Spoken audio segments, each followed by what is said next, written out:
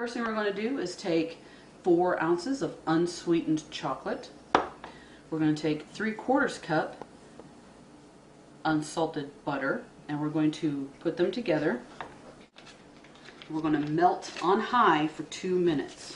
Cut the butter into about 1-inch chunks. Once that's melted, you will take it out of the microwave, and you want to stir it until the chocolate is completely melted. When it's done, it should look like this. Oh yeah. Next thing you're going to do is you're going to go over to your mixer. You're going to pour that into your mixing bowl.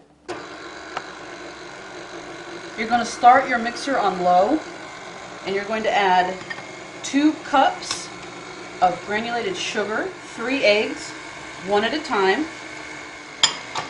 At this point, to make sure that the egg and the rest of the ingredients are mixing well, you want to go up to a medium. Because we used unsalted butter, we are going to add 1/4 teaspoon of salt. We don't want it too salty, we don't want it too bland. I've discovered that without salt at all, as the original recipe called for, there really wasn't that much of a chocolatey taste. This is going to help boost the chocolate taste. While that's mixing, you want to add 1 teaspoon of vanilla extract. I always use vanilla extract. It has more of that rich vanilla taste, and it also helps mingle better with all of the other tastes that you're going to have with this brownie. As opposed to imitation vanilla flavoring. Yes, yes. Try to avoid that. It's a little bit more expensive, but you use less of it, but you get more of a more intense taste. Now, to finish this off, we're going to add 1 cup all-purpose flour. And for this dish, because we're going to have 2 layers, we're going to have a spring-form cake pan. Once you have it in the pan, and once you let it sit for maybe a minute or 2 so it settles completely around and it goes completely around, and you see these little bubbles, so the bubbles are moving up through the batter, then you're going to cook this for 20 minutes.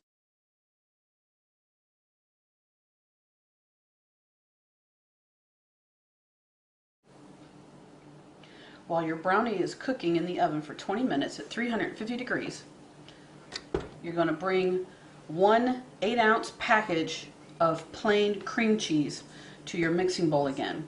And you're going to beat this until it's fluffy. Usually it takes about a minute or 2. Gradually pour in 1 14-ounce can of sweetened condensed milk. Keep in mind that sweetened condensed milk is incredibly sticky. We're going to pour in 2 eggs. Next one. Mixture, you're going to gradually add 1/3 cup lemon juice. You're going to mix in 1 teaspoon of vanilla. So by adding it slowly, you see how it's streaked through the batter. That's how you know that it's going to get all the way through. Okay, now this is cooked for 20 minutes. It's not going to be cooked all the way through, but you see that it's risen just a little bit. So what we're going to do now is we're going to take our cream cheese mixture and we're going to slowly pour it over the top. Strawberry preserve, you can use any brand name or generic that you want, but the key is you want to take 1/2 cup and put it into a bowl and then stir it until it comes out about that smooth, or about that consistency. And you want to take about that much in your spoon. You just want to plop it. Take your knife. What's the best way to do this? I guess it's in a pinwheel.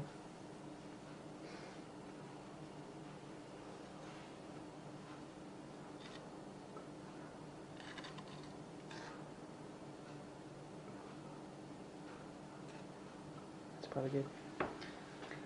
Just so that it has that slight marble look on top. We're going to put this in the oven, 350 degrees, for 35 to 40 minutes, or until the top, around the edges like this, get a little lightly browned. Okay, the strawberry brownie cheesecake is complete. The baking is done. The strawberry jam is swirled, or strawberry preserves are swirled on the top. You can see the crust. It's got a little bit brown around the edges. And it looks delicious. Now it needs to cool for at least an hour and then be refrigerated for at least 2 hours.